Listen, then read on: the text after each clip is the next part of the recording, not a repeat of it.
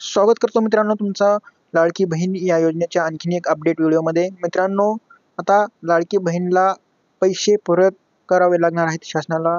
ते कोणते महिला आहेत त्यांचे पैसे आता सरकार वसूल करणार आहे, या संदर्भात आता आपण या व्हिडिओमध्ये संपूर्ण माहिती घेणार आहोत. याआधी जर आपल्या चॅनलला सबस्क्राईब केलं नसेल तर लवकरात लवकर आपल्या चॅनलला सबस्क्राईब करा व तुम्हाला लाडकी बहीण योजनेचे पैसे खात्यामध्ये आले का नाही कमेंट करून नक्की कळवा. जर आले असतील तर होय करा, जर आले नसतील तर नाही म्हणून पाठवा.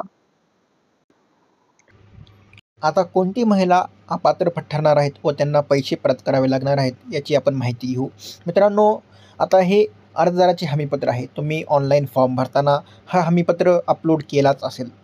तर मित्रांनो, यात सर्वात पहिला पॉईंट म्हणजे माझ्या कुटुंबाचे एकत्रित वार्षिक उत्पन्न 2.5 लाखापेक्षा अधिक नाही. म्हणजेच ज्या महिलांनी याची कबुली दिलेली आहे की 2.5 लाखपेक्षा माझे उत्पन्न कमी आहे, त्याच्या आतच आहे, अशा महिला, आता ज्या महिलांचे उत्पन्न जास्त आहे अशा महिलांनी पण हा कबुली देऊन फॉर्म भरला आहे. त्यांचा फॉर्म पण आता अप्रूव्ड होऊन त्यांच्या खात्यामध्ये पैसे जमा झालेले आहेत. आता 2.5 लाखपेक्षा जास्त उत्पन्न असणाऱ्या महिलांचे आता पैसे आता शासन परत घेणार आहे.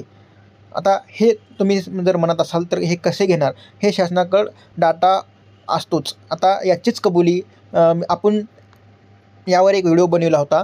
त्या व्हिडिओची लिंक मी डिस्क्रिप्शन बॉक्समध्ये देतो. त्या व्हिडिओमध्ये स्वतः उपमुख्यमंत्री अजितदादा पवार यांनी कबुली दिली होती की श्रीमंत बहीण आता या योजनेसाठी पात्र झालेली आहे. त्यांनी पण फॉर्म भरून ते पात्र होऊन त्यांनी पैसे उचललेले आहेत. आता दुसऱ्या क्रमांकाचा आपण मुद्दा पाहू. माझ्या कुटुंबातील सदस्य आयकरदाता नाही. हा सर्वात महत्त्वाचा मुद्दा आहे. आता ज्यांचे पती आयकर भरतात अशा महिला पण या योजनेसाठी पात्र झालेले आहेत.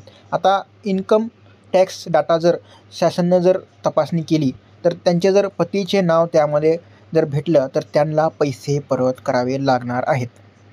तिसऱ्या क्रमांकाचा जर मुद्दा आपण पाहिलो तर आता मी स्वतः किंवा माझ्या कुटुंबातील सदस्य नियमित कायम कर्मचारी, कंत्राटी कर्मचारी म्हणून सरकार विभाग, उपक्रम, मंडळ, भारत सरकार किंवा राज्य सरकारच्या स्थानिक संस्थेमध्ये कार्यरत नाही किंवा सेवानिवृत्तीनंतर निवृत्ती वेतन घेत नाही. म्हणजेच अशा महिलांनी ज्यांच्या घरात आता पेन्शन येते किंवा त्यांच्या घरातले काही सदस्य सरकारी कर्मचारी आहेत, अशा महिलांनी पण फॉर्म भरलेले आहेत. आता अशा महिलांचं पण आता ते पैसे त्यांना परत करावे लागणार आहेत. आता चौथ्या नंबरचा जर आपण पाहिलो तर हा सर्वात महत्त्वाचा मुद्दा येतो. म्हणजे मी शासनाच्या इतर विभागामार्फत राबवित येणाऱ्या 1,500 पेक्षा जास्त रकमेचा आर्थिक योजनेचा लाभ घेतलेला नाही. म्हणजे आता या चौथ्या नंबरचा जर मुद्दा जर आपण बघितलं तर यामध्ये निराधार ज्या महिलाला पगार येते 1,500 रुपये, अशा महिलांनी पण फॉर्म भरलेले आहेत. निराधार पेन्शन घेऊन लाडकी बहीणचे पण पैसे त्यांनी घेतलेले आहेत. आता अशा महिलांना पण त्यांचे पैसे परत द्यायचे आहेत. आता जर चौथा किंवा पाचवा जर बघितलं तर हा सहसा या मुद्द्यामध्ये त्या महिला बसत नाहीत, कारण हे मोठे लोक असतात.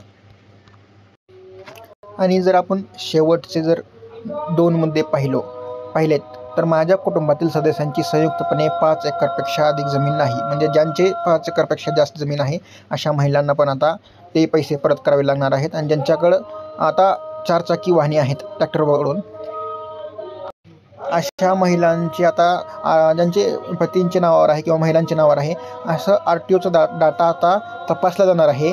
त्याच अनुसार आता या महिलांना पण पैसे परत पाठवावं लागेल असं शासन म्हणत आहे. या संदर्भातच पेपरमध्ये पण या संदर्भात न्यूज आलेली होती. तुमचे यावर काय मत आहे कमेंट बॉक्समध्ये नक्की सांगा.